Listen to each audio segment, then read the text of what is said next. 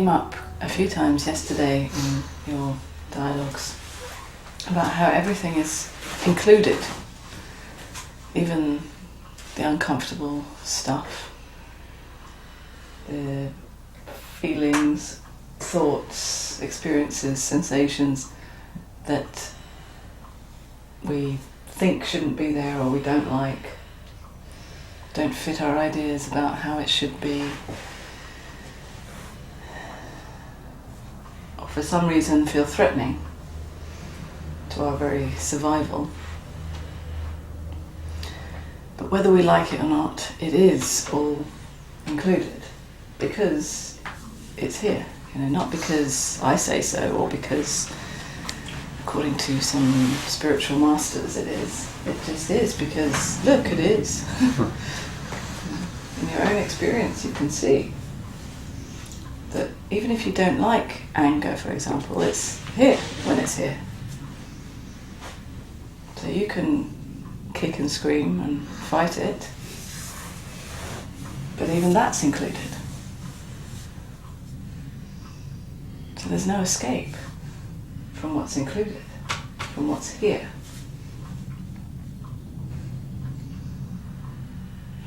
So it's not about necessarily, let's say it sounds nicer to say, well, we should all try and accept it, whatever is here. But actually, in a way, it's more brutal than that. There's no escape from it. That's, in a way, the harsh truth. That when it's here, and there's nowhere else you can go. Of course, thought has all kinds of ways of escaping, or trying to escape at least, temporarily. But it keeps coming back to be seen, to be felt, to be acknowledged, to be included, waiting to be included consciously.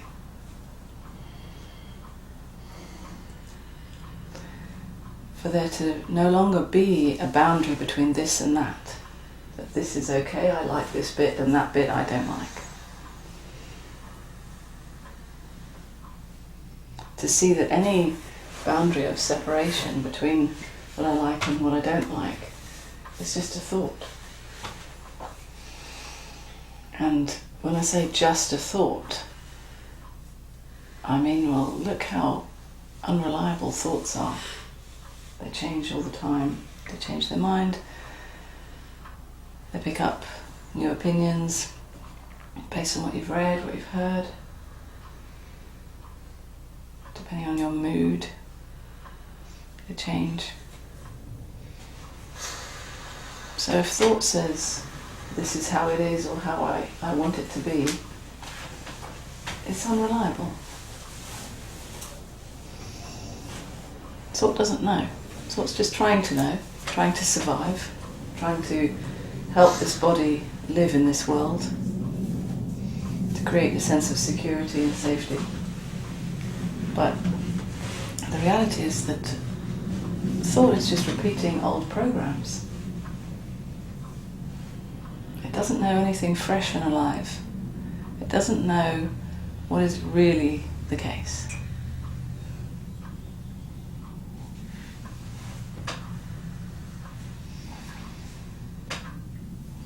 And it's working so hard in some cases to really hide and escape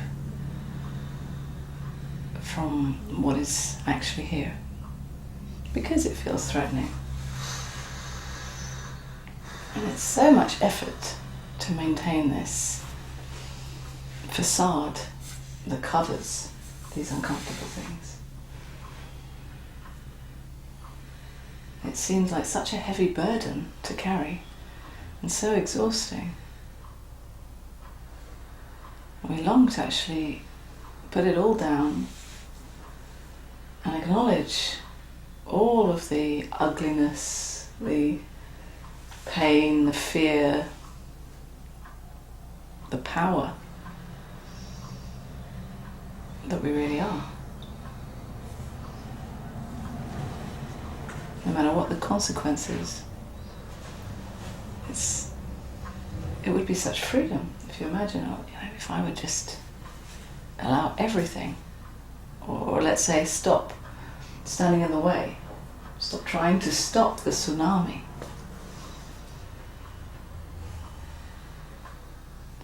What a relief. Then it would just happen as it happens without me having to hold it all up.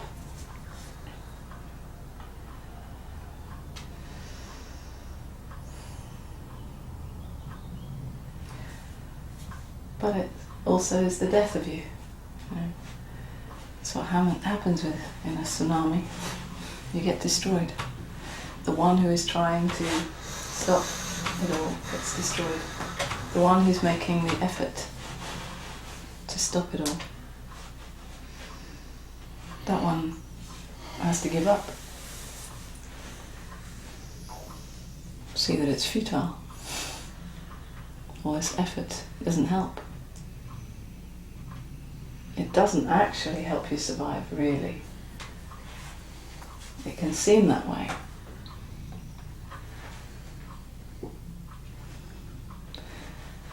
But living with this effort, with this burden,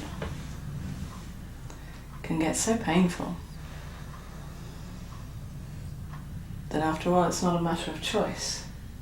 It's just too painful to live with it.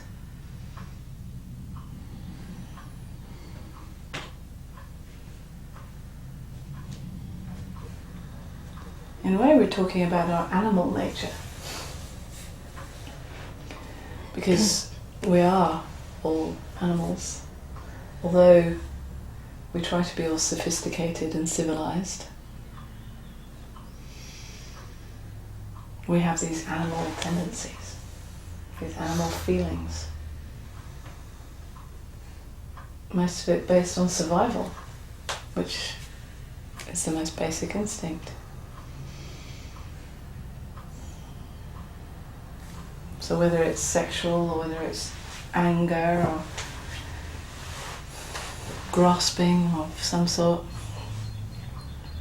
it's all actually coming from an innocent need to survive this body.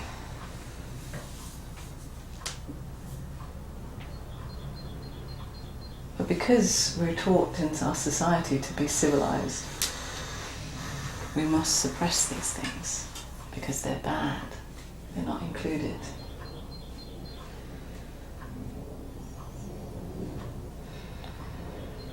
But of course they don't go anywhere. They just boil under the surface. And they come out with an idea that I'm bad, with an identity that there's something wrong with me because I feel these things. Because I'm not all pure and holy, saintly. There must be something missing, something wrong, because according to the books and the teachers, it should be better, it should be more, it should be bliss, it should be no thought, no feelings, no fear. All these ideas that we have about how it should be. I should be a good person, always. Whatever that means. So we look to our experience and our behaviour.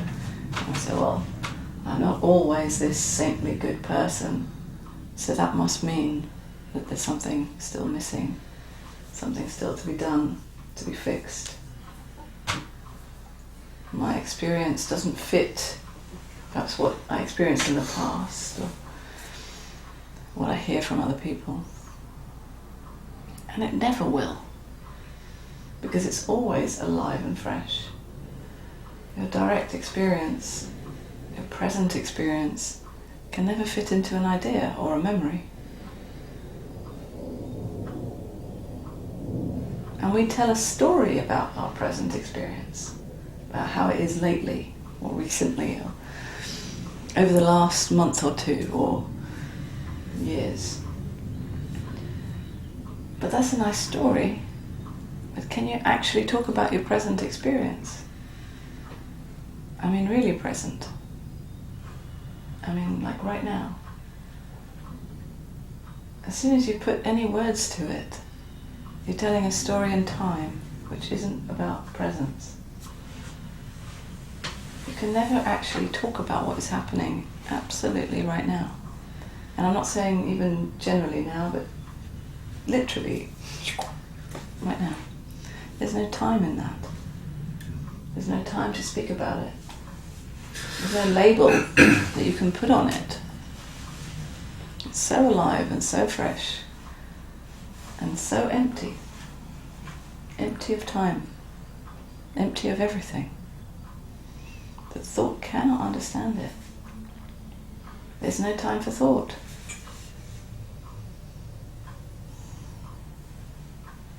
So thought can never understand how your apparent present experience doesn't fit into how you think it should be. It's always telling this story about lately, or me in my life generally doesn't fit how I think it should be. So it's one story talking to another story somehow.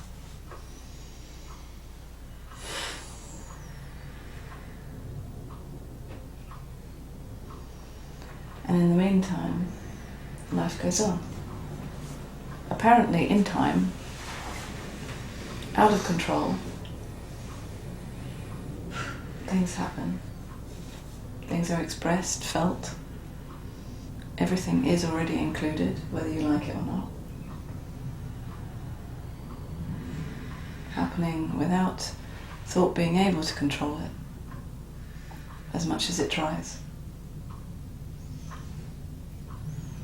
You see, the thing is the tsunami has already hit. It's already too late to stop it. Thought imagines, I need to stop it. As if thought is so important and has so much power that it can do that.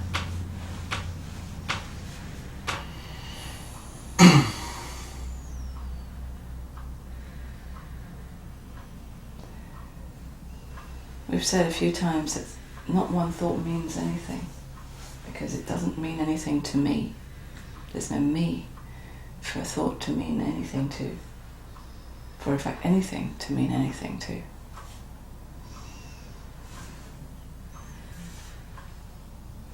So if nothing means anything, then it's already all free to be here.